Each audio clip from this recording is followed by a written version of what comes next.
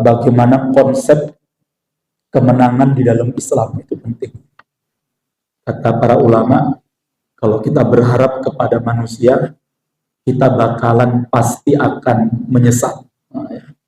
Tapi berharaplah kepada siapa? Kepada Allah. Allahus Somad. Kita berharapnya kepada Allah Subhanahu wa Ta'ala. Walaupun ya berharap sedikit kepada manusia itu boleh-boleh saja, ya kan? Sebenarnya di dalam Islam Allah sudah menurunkan konsep menang itu sudah ada. Ya. Tinggal kita umat Islam sudah mempraktekkan atau belum, kan itu kan. Karena faktanya Allah sudah berikan kemenangan itu kepada generasi-generasi sebelum kita, ya. Allah sudah berikan kemenangan di era Nabi SAW. Allah juga sudah memberikan kemenangan kepada generasi Khulafaur Rasyidin, ya. Mulai dari era sahabat Abu Bakar, perang terbesar namanya perang Yamamah, ya.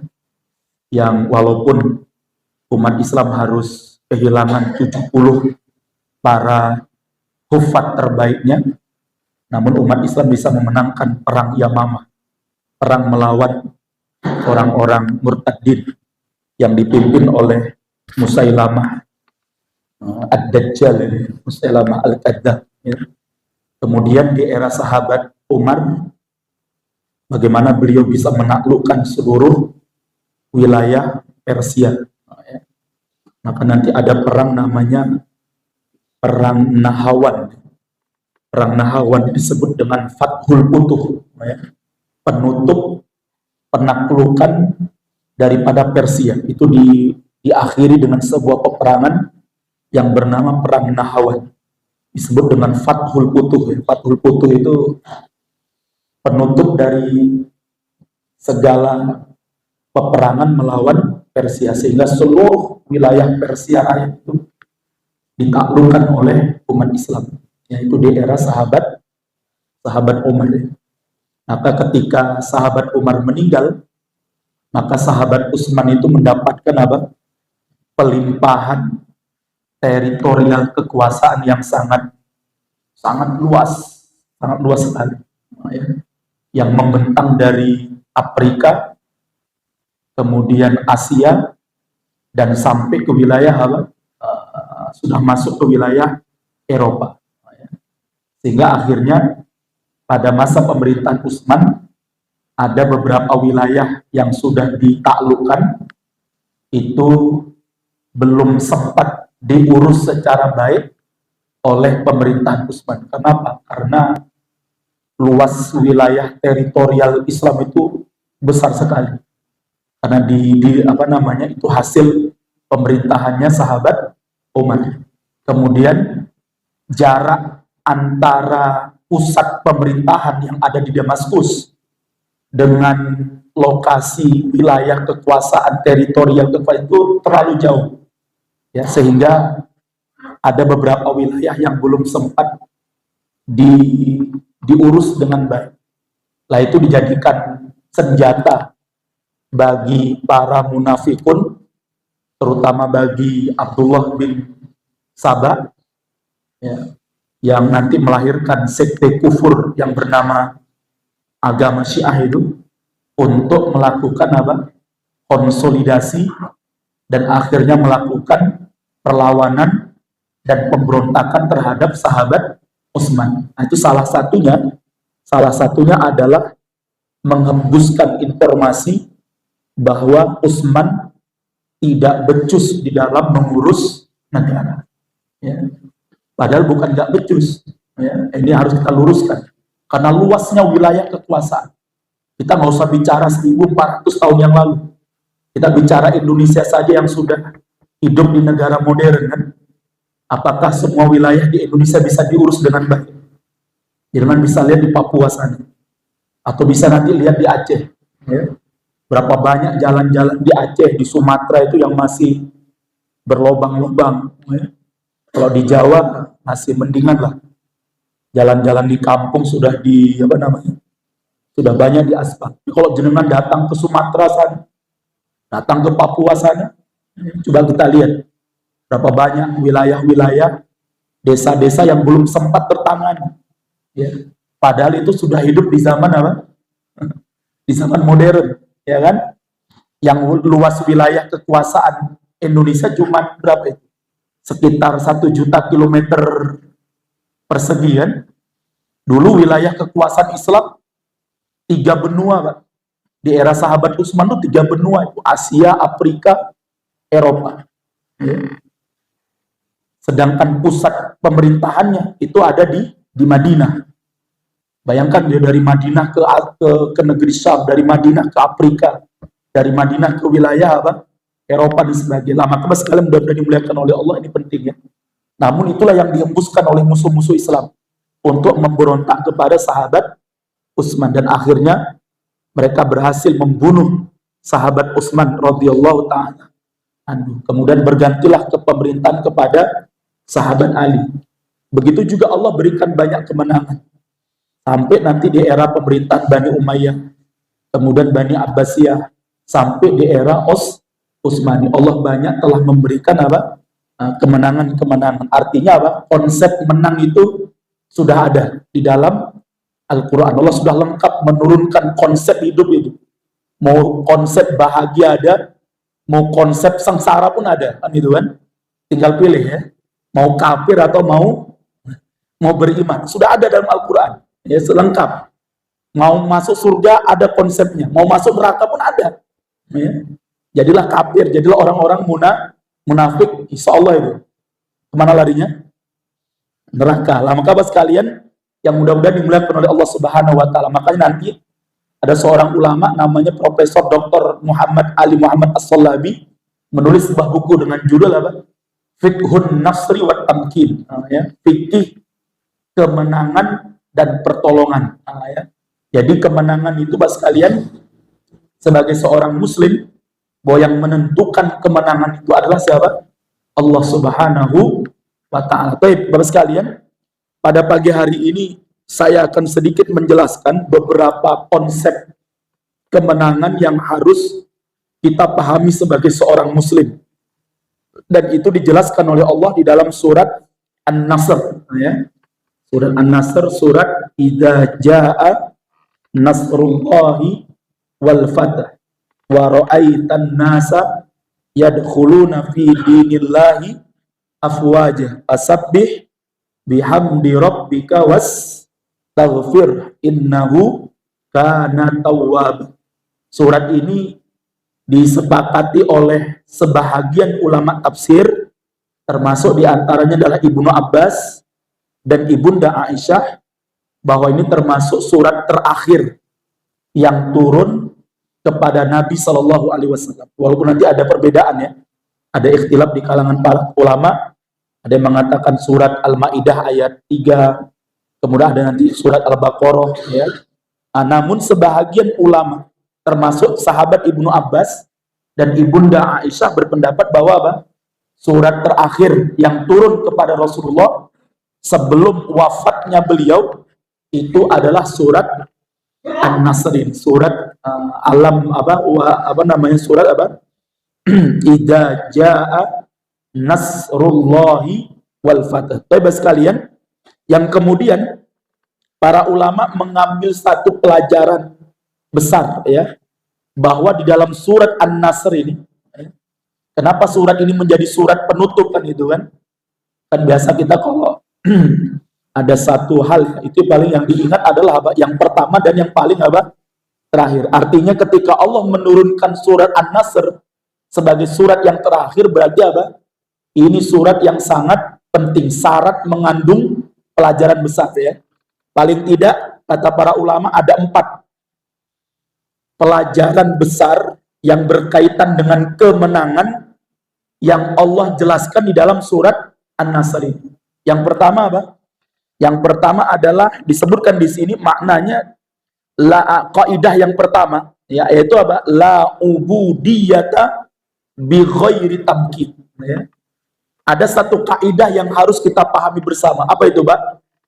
Tidak akan sempurna ibadat yang kita lakukan di dunia ini kepada Allah kecuali dengan adanya sebuah kemenangan kecuali dengan adanya sebuah kekuasaan. Kenapa? Karena ada ibadah-ibadah tertentu di dalam Islam yang bisa dilaksanakan kecuali dengan adanya kekuasaan. Ya.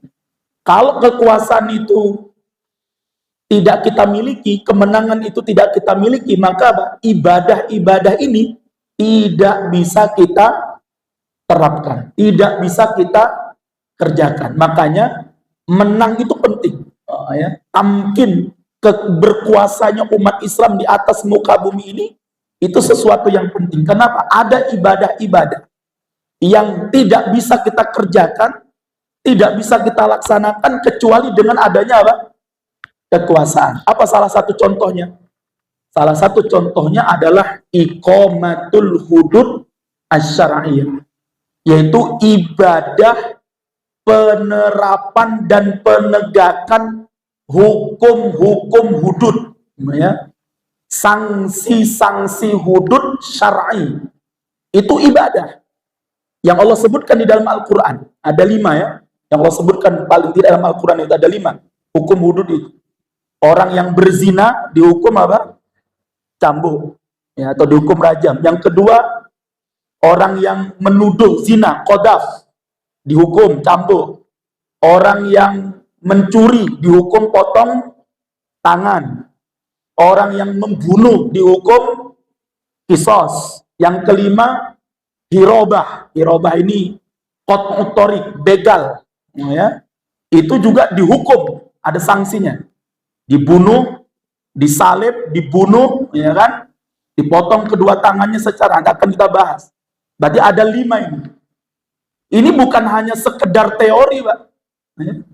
Allah turunkan ayat tentang hudud syar'i ini, itu bukan hanya sebatas teori dalam Al-Quran yang kita baca terus, enggak. Tapi ini penuntutan dari Allah untuk diterapkan. Namun penegakan dan penerapan hukum hudud syar'i ini nggak akan bisa kita kerjakan kecuali dengan adanya apa? At-tamkin, adanya kekuasaan. Selama tidak ada kekuasaan, tidak ada kemenangan, maka ibadah, nerapkan ibadah bagi pencuri, apalagi koruptor ya. Koruptor itu, kalau koruptor itu sebagian ulama tidak memasukkannya ke dalam had pencurian. Ya. Ada sebagian ulama mengatakan apa? Koruptor itu lebih tepatnya dibawa kepada pidana khianat. Ya. Khianat. Dan khianat itu hukumnya bukan hukum potong tangan. Hukumnya hukum takzir. Hukum takzir ini tergantung nanti kepada hakimnya, ya. Yang paling tertinggi hukumnya apa? Hukuman mati. Ya. Makanya dulu ada gerakan kan, bahkan itu pernah disampaikan oleh dalam muktamar NU ya, dalam muktamar NU yang di mana itu di Jombang kalau tidak salah tahun berapa itu sudah ada pernyataan ya, seorang koruptor itu memang layaknya dihukum apa? Dihukum mati itu. Karena yang merusak negara ini ya koruptor itu. Ya. Yang menghancurkan sendi-sendi kehidupan bernegara, bersosial, itu ya para koruptor itu. Sehingga layaknya, pantasnya koruptor itu bukan dimiskinkan, tapi dia apain? Penggang, ya. Hukum mati itu. Coba yang sekarang nih, coba yang terbaru nih, ya. Korupsi apa namanya, timah ya, produksi timah itu Pak. Dulu Mahfud MD itu pernah ngomong itu, kalau tambang timah, tambang apa namanya, nikel dan pokoknya kalau pertambangan di Indonesia itu nggak dikorupsi Pak. Maka kata Mahfud MD, orang Indonesia itu per kepala itu setiap bulannya bisa dapat duit berapa? 20 juta. Jenengan urus kerja, turu entuk piro? 20 juta. Mau nggak kira-kira? Oh, ya, harus ganti dulu presidennya Pak Jul Amri. Coba baca pernyataannya Mahfud MD itu. Dan sekarang terbaru terbongkar ini, produksi timah itu. Ya, tambang timah itu. Ya. Berapa coba kemarin korupsi yang udah baru terbongkar? 271 triliun. Dan ngeri, Pak. Maka koruptor ini bukan hanya dimiskin, Pak. Layaknya apa? Ini pengkhianat nih. Koruptor itu pengkhianat. Masuknya kalau dalam Al-Quran itu apa? Harta hulul. Hulul itu apa? Harta apa namanya? Penyikat. Merampok amanah, duit negara itu. Ya.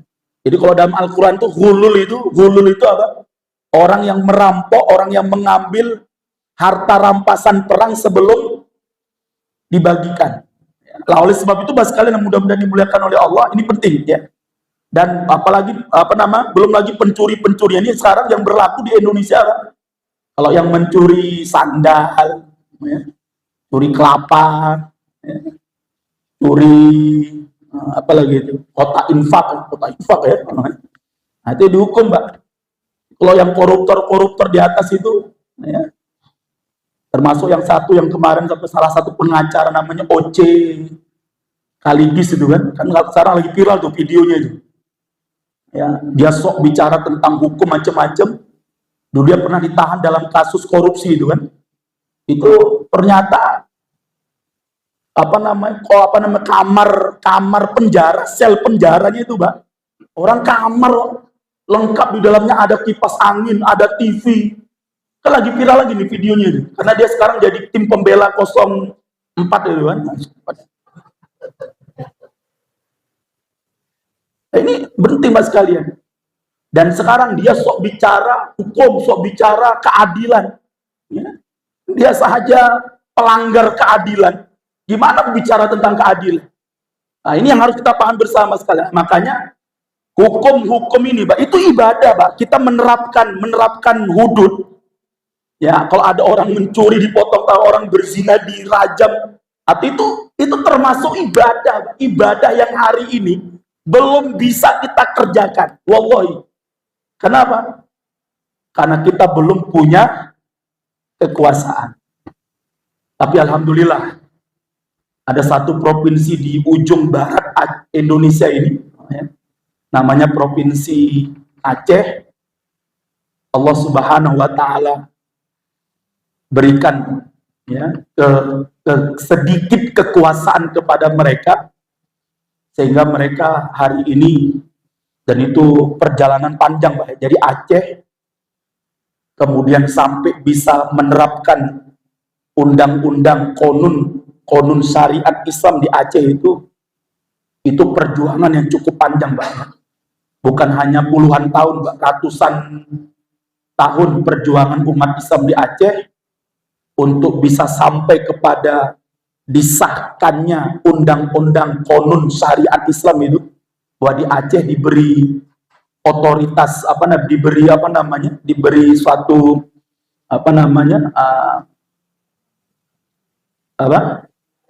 hak istimewa itu, ya, secara khusus ya.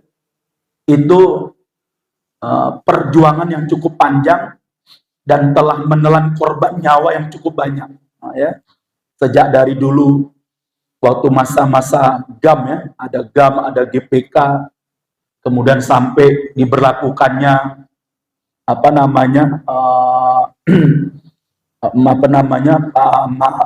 tahun-tahun militer di Aceh tahun berapa? 2000, tahun 90 ya.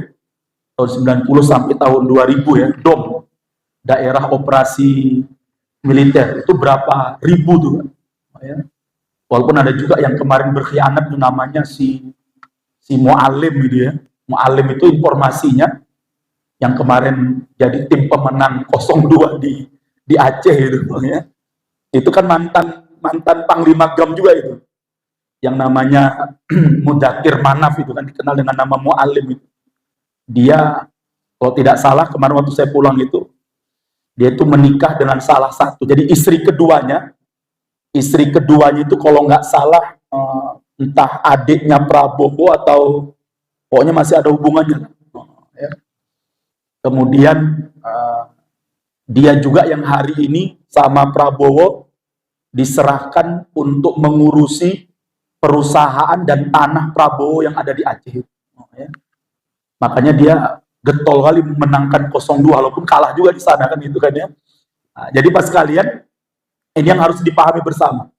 Dan alhamdulillah sampai akhirnya apa? Sampai tsunami tahun 2004 ya.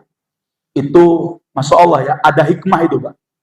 Jadi hikmah adanya tsunami itu mempercepat pemerintah pusat Indonesia itu apa? Mengegulkan undang-undang otonomi khusus untuk Aceh, sehingga Aceh segera dilaksanakan yang namanya konun hukum syariat Islam itu. Itu ada salah satu tsunami itu Pak. Jadi setelah terjadi tsunami, prosesnya dipercepat itu. Ini Aceh harus segera diberlakukan hukum syariat Islam. Sampai akhirnya kemudian tahun 2016 disahkannya konun tentang hukum jinayat. Namanya. Pertama di Indonesia disahkannya konun hukum pidana Islam.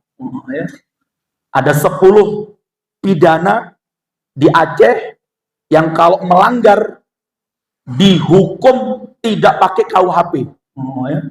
Tapi dihukum berdasarkan apa? Hukum pidana Islam. Ya ada zina yang belum bisa dilaksanakan tuh pencurian belum bisa, sama pembunuhan. Ya, ini belum bisa dilaksanakan ya. Yang sudah itu ada 10 kalau tidak salah. Zina, khomer, kemudian ada judi, kemudian ada qadhaf.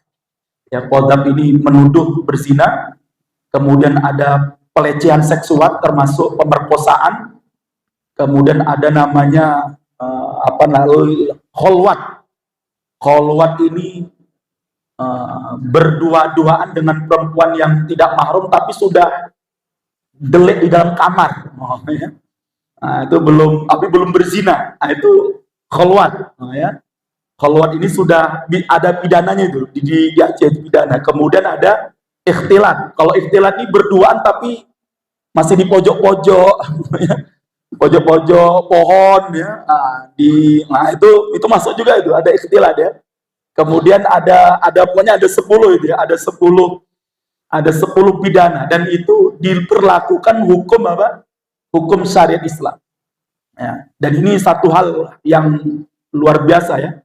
Dan hukuman utamanya itu adalah dicambuk. Ya. Jadi ada 3 waktu ada pilihan, ada 3 hukuman. Yang paling utama itu cambuk, yang kedua itu adalah bayar emas, kemudian yang ketiga baru penjara. Ya. Kalau kalau disamakan itu satu kali cambuk itu sama dengan membayar emas 10 gram. Ya. Dan sama dengan 1 bulan penjara. Ya. Jadi sekali cambuk itu hukumannya sama dengan membayar 10 gram emas. Atau sama dengan ente di penjara selama satu bulan. Dan alhamdulillah rata-rata di Aceh tidak ada yang milih penjara. Dan tidak ada yang milih dihukum bayar emas. Karena kalau dia misalnya kena hukum cambuk 10 kali, berarti kan dia harus bayar emas 100 gram. Nah, berarti dia harus dipenjara selama 10 bulan. Ya. Tapi rata-rata memilih hukuman cambuk. Hatta Kristennya, hatta yang kafirnya, ya, yang non-muslimnya, itu ada puluhan ya. Yang sudah saya himpun itu ada 70 narapidana di Aceh non-muslim. Itu ketika mereka melanggar lebih memilih hukum cambuk daripada di penjara. Saya ketemu salah seorang narapidananya itu, terpidananya, saya tanya, kenapa ente lebih memilih hukuman cambuk? Dia bilang, lebih cepat. Ya. Karena saya melanggar, waktu itu melanggar main judi ya, dia main judi di Aceh, ketangkep, kemudian disidangkan, diputuskan di pengadilan di mahkamah syariah, dia terkena hukuman cambuk 12 kali. Ya. Pilih mau bayar 12 mau dicambuk 12 kali atau bayar emas 120 gram atau ente di penjara setahun. Maka dia bilang sama hakimnya, saya pilih cambuk. Saya bilang, kenapa pilih cambuk? Lah Pak, dia bilang, kalau saya di penjara 1 tahun di penjara, siapa yang ngasih makan anak saya? Siapa yang ngasih makan ibu saya sudah tua itu? Oh ya. Pada kerja saya setiap hari bantu seorang muslim di pasar itu jual ayam. Jadi dia tukang masuki ayam, yang motong kan muslim itu kan. Itu kerja saya. Lah kalau saya masuk di penjara setahun, lah terus siapa yang mau ngasih makan anak saya? Siapa yang bisa ngasih makan istri saya? Siapa yang bisa ngasih makan ibu saya? Tapi kalau saya dicambuk, 12 kali dicambuk, selesai dicambuk, saya pulang, kemudian saya panggil tukang urut, ya diurut-urut dikit dia bilang, selama 3 hari, karena pegel juga dia bilang kan. Setelah itu besok, saya sudah bisa ke pasar lagi, dia bilang, merdeka dia bilang. Coba di penjara, 12 bulan, ngendon di penjara. Nah, maka pas kalian ini penting. Makanya jenengan jangan kaget nanti kalau di Aceh banyak non muslim itu kalau melanggar, padahal non muslim di Aceh itu ada pilihan rasional ya, artinya ada hukuman cambuk itu sebenarnya adalah apa? Pilihan terakhir, artinya mereka boleh memilih ya, mereka boleh memilih pilih pakai undang-undang KUHP atau pakai undang-undang konun jinayah. Jadi kalau misalnya ada orang kafir ya, dia jual miras misalnya, atau dia main judi misalnya, kalau sendiri itu dia ditangkap. Ketika dia disidik oleh kepolisian, ditanya, mau dihukum pakai hukum Islam atau pakai hukum Indonesia, KUHP. Lah nanti dia akan milih, saya tak pakai hukum Islam. Maka nanti baru diarahkan prosesnya kepada konun jinayah. Dan itu Pak, ada 70 kasus lebih Pak, non muslim menundukkan dirinya. Artinya apa? Di Aceh tidak ada pemaksaan bagi orang non muslim untuk dihukum dengan hukum apa? Hukum Islam. Tapi faktanya ada sekian puluh kasus pelanggaran non muslim di Aceh, mereka lebih memilih hukum apa? Hukum Islam. Kenapa? Hukum Islam itu lebih manusiawi. Ya kan, lebih cepat prosesnya. Dicambuk memang sakit Pak, nggak boleh gini ya, 12 kali sakit ya kan, tapi kan setelah itu kan bebas ya. Berbeda dengan di penjara lah. Maka pas sekali mudah-mudahan dimuliakan oleh Allah, maka mudah-mudahan nanti ya, selain Provinsi Aceh, kita berharap ya, pertanyaannya kenapa Aceh bisa melaksanakannya Pak? Karena ada kekuasaan. Coba Aceh nggak ada kekuasaan, nggak bakalan bisa menerapkan hukum, apalagi hukuman cambuk. Itu hukuman yang ditentang oleh dunia dan dianggap sebagai hukuman yang tidak manusiawi dan hukuman yang bertentangan dengan hak-hak asasi manusia, bertentangan dengan deklarasi universal HAM, hukuman cambuk itu. Makanya di Aceh terus ada yang terus mengkritik, ada yang terus menolak, ada yang terus menuntut kepada pemerintah Indonesia untuk membatalkan. Terus terjadi Pak, Masya Allah. Ini yang harus kita paham bersama. Namun dengan izin Allah itu bisa dilaksanakan karena ada kekuasaan lah. Mudah-mudahan provinsi lain ya yang sudah mulai mengarah ke sana, ada Sumatera Barat, ada Sulawesi Selatan, saya lihat itu yang sudah mulai ada arah mau ke sana ya. Tapi nggak tahu sampai kapan. NTB itu yang pertama ya. Jadi ada ibadah Pak, ada ibadah-ibadah yang tidak bisa kita terapkan kecuali dengan adanya apa? Kekuasaan. Contohnya lagi apa Pak di Aceh Pak? Di Aceh itu Pak, adanya kekuasaan Islam di sana, tidak berlaku yang namanya bank konvensional. Ya. Jadi kalau jenengan ke Aceh, bank satu-satunya yang ada itu adalah BSI. Ya. Bank Syariah Indonesia. Ya, ya dengan kalau bawa BNI, BRI, BCA, ya ke Medan dulu lah nyari ATM-nya. Ya. Nah, jadi di sana sudah nggak ada, Pak. Ya. Jadi sudah tidak lagi boleh karena ada konun keuangan dan perbankan syariah, sehingga bank konvensional, bank ribawi tidak boleh beroperasi di Aceh. Ya. Itu nggak bisa, Pak, kecuali ada kekuasaan. Ya, bisa nggak antum di Solo ini, BCA, nggak bisa, Pak. BNI nggak bisa, BRI, Bank Mandiri nggak bisa, Pak. Ente siapa kan itu kan? Tapi di Aceh, Pak, bisa, Pak. Nggak ada bank ribawi di Aceh itu. Satu-satunya ada BSI. Oh ya, Masya Allah. Lah ini menunjukkan, Pak sekalian, riba, menghilangkan riba, Pak, menghilangkan riba. Apalagi sudah bank, itu nggak akan bisa kecuali dengan adanya, Pak, kekuasaan. Nah ini pentingnya kita kuas. Maka disebutkan di sini, Pak, la ubudiyata bi ghairi tamkin, ya. Ibadah itu nggak akan sempurna kita lakukan kecuali dengan adanya kekuasaan. Maka Pak sekalian, pentingnya contoh dulu waktu di Gubernur Anies Baswedan di Jakarta kan. Dulu waktu untuk nutup yang namanya Hotel Alexis, ya benar ya, Alexis namanya. Ya. Itu di demo FPI, di demo Laskar Jihad, di demo Laskar Nurmirah. Itu nggak cool, Pak. Tetap aja dia eksis di situ kan. Ya. Namun ketika ada kekuasaan, Anies Baswedan jadi gubernur, cukup hanya dengan satu surat aja, Pak, tanda tangan. Alexis tutup, rampung, Pak, Alexis itu. Iya kan? Bisanya dengan apa? Dengan kekuasaan. Padahal FPI sudah demo Alexis itu berapa kali, coba tanya FPI. Ya. Berkali-kali tuh demo tuh, agar Alexis ditutup, apalagi di era Ahok ya, udah ya. Tapi ketika kemudian Anies jadi gubernur, nggak usah demo, Mas. Ya. Terus Pak, gampang hutang.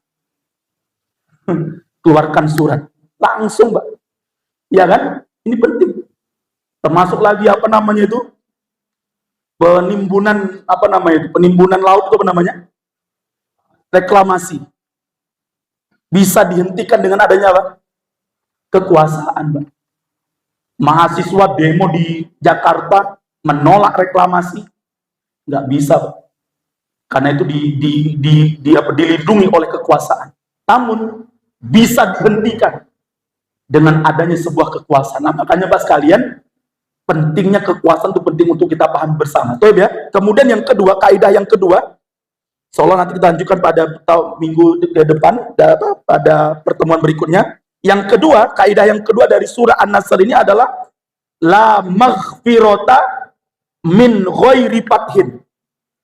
Tidak ada pengampunan yang sempurna dari Allah tanpa adanya pembebasan terhadap negeri-negeri dan umat Islam yang hari ini terjajah. Tapi tentunya, Pak, ada upaya bagi kita juga untuk peduli terhadap saudara-saudara kita yang hari ini sedang terjajah, ya. Makanya saya kalau sudah bicara ini, Pak, saya selalu mengingat surat yang dikirimkan oleh seorang tabi'in yang bernama Abdullah, tabi'ut tabi'in, ya, yang bernama Abdullah ibnul Mubarak, ya, yang waktu itu beliau sedang ribat bersama para mujahidin di negeri Syam, ya, di perbatasan negeri Syam, berhadapan langsung dengan orang-orang Romawi di kota namanya kota Tarsus, namanya kota Tursus. Disitulah Abdullah ibn Mubarak bersama umat Islam di bulan Ramadan bersiap-siap untuk berperang melawan orang-orang Romawi. Di saat itu beliau kirim surat kepada seorang ulama besar dari madhab Imam Syafi'i, namanya Fudail bin Iyad, ya, yang waktu itu beliau menjadi ulama besar di dua Masjidil Haram, di Masjid Mekah, di Masjidil Haram, dan di Masjid Nabawi. apa surat yang ditulis oleh Abdullah ibn Mubarak itu yang membuat seorang ulama besar, mujtahid, alim, warok, Fudail bin Iyad menangis. Ya. Yang dalam surat itu Abdullah ibn Mubarak menulis, ya Abidal Haramain, wahai Fudail bin Iyad, yang hari ini engkau dianugerahkan oleh Allah, dimuliakan oleh Allah, menjadi ulama, menjadi imam di Masjidil Haram dan di Masjid Nabawi. Lau absortana, kata beliau, lau absortana, kalaulah engkau wahai Fudail bin Iyad hari ini melihat nasib kami, melihat kondisi kami di perbatasan negeri Sam yang sedang berhadap-hadapan dengan pasukan Romawi, berhadap-hadapan dengan pasukan Bizantium, la alimta, engkau pasti akan tahu, kau pasti akan sadar bahwa innaka bil ibadati tal'abu, ibadahmu di Masjidil Haram dan ibadahmu di Masjid Nabawi itu hanya sekedar bermain-main saja. Kau sedang bersenda gurau saja. Kenapa? Ketika pipi-pipimu basah dengan air matamu, sesungguhnya leher-leher kami telah basah dengan darah-darah kami. Masya Allah. Itu kata Abdul Mubarak, Pak, kepada seorang ulama, Fudail bin Iyad, ya, yang ibadahnya di mana? Di Masjidil Haram. Kita Masjid Nur Mirah, Pak. Maka Pak sekalian, Masya Allah, sampai Pak, Fudail bin Iyad itu setelah membaca surat itu, Pak, nangis, Pak. Sekaligus belum mengatakan, sodako Abu Abdillah, telah benar apa yang diucapkan oleh Abdullah ibnul Mubarak. Maka Pak sekalian, kalau hari ini Pak, kita bisa sahur dengan nyaman, kita bisa i'tikaf dengan nyaman, kita bisa iftar dengan nyaman, kita bisa sholat dengan nyaman. Tapi saudara-saudara kita yang ada di Gaza, sampai tadi malam berita terakhir, rumah sakit Al-Aqsa itu dibombardir itu. Hampir dipastikan Pak, semua rumah sakit di Gaza itu sudah dibombardir. Korban sudah hampir mendekati 40.000, Pak. Masya Allah.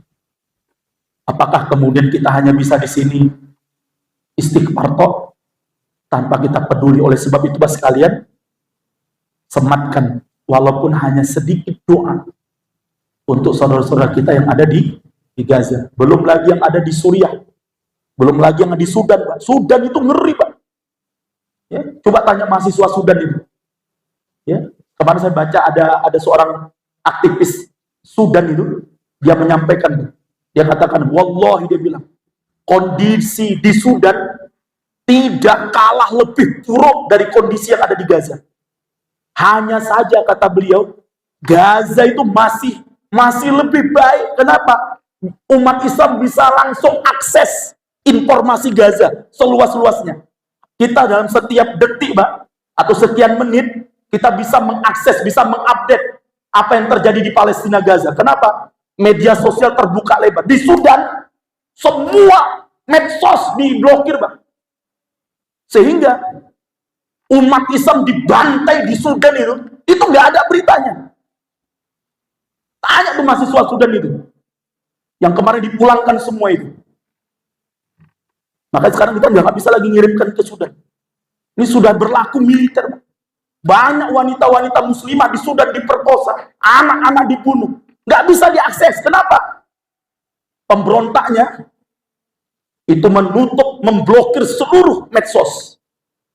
Sehingga Pak, informasi tentang peristiwa dan kebiadaban di Sudan itu tidak bisa kita ketahui, Pak, kecuali berita-berita sepotong-sepotong berita. Ini penting, Pak, sekalian. Nasallahu alaihi. Belum lagi di Yaman,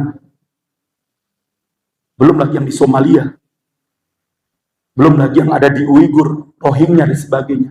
Nasallahu alaihi. Maka Pak sekalian, Allah tidak akan mengampunkan dosa-dosa kita, Pak, kalau kita tidak peduli dengan nasib saudara-saudara kita. Maka Bapak sekalian, yang bisa kita lakukan paling tidak adalah apa? Satu, doa. Doa. Mudah-mudahan ini senjata terbaik yang kita miliki. Karena kita nggak bisa untuk datang ke sana. Ya. Yang kedua, dengan donasi kita. Ya. Alhamdulillah, masih ada lembaga-lembaga yang terus ya. Kalau di Solo ada Amal Cinta Al-Aqsa, kemarin ada Ustaz Husain juga kemarin ya. Ada Ustaz Husain ya. Ada Bang Onim dan sebagainya. Yang mudah-mudahan dana-dana itu Pak, yang kita kirimkan itu sebagai hujah di hadapan Allah. Buat kita termasuk orang yang ikut membebaskan Al-Aqsa, dan mudah-mudahan dosa kita diampunkan oleh Allah Subhanahu wa Ta'ala. Teman sekalian, ini dua kaidah dulu. Mudah-mudahan Allah terima ibadah saum kita, karena insya Allah nanti Idul Fitrinya insya Allah sama, ya. Tidak ada perbedaan, karena Selasa sore itu kalau berdasarkan hisab itu posisi hilal sudah di atas 3 derajat, ya. Sehingga imkanur ru'yat itu secara ru'yat bisa dipastikan apa? Bisa melihat hilal karena posisinya sudah di atas 3 derajat. Lah kenapa secara hisab kok Ramadannya 30 enggak 29? Wallahu a'lam ya. Kalau kemarin katanya tanggal 8 April itu terjadi gerhana ya, gerhana matahari total, sehingga mempengaruhi posisi hilal ya, sehingga nggak mungkin untuk bisa dilihat, sehingga akhirnya sehingga nanti Ramadan kalau berdasarkan hisab itu 30 hari. Jadi insya Allah Ramadan tahun ini yang berbeda hanya penetapan awal Ramadannya, sedangkan penetapan awalnya insya Allah sama ya. Jadi insya Allah bareng-bareng makan ayam opornya ya. Karena beda Id itu nggak enak Pak, iya betul ya. Ya mudah-mudahan kedepannya tidak lagi terjadi perbedaan gitu kan ya. Apalagi Idul Adha ya kan, sing siji pun nyate, sing siji masih Nah ini penting ya. Baik kalian, demikian yang dapat kami sampaikan. Mudah-mudahan bermanfaat. Hadanallahu wa iyyakum ajmain. Akhirin dengan doa kafaratul majlis. Subhanakallahumma wa bihamdika asyhadu an la ilaha illa anta astaghfiruka wa atubu ilaik. Billahi taufiq wal hidayah. Assalamualaikum warahmatullahi wabarakatuh.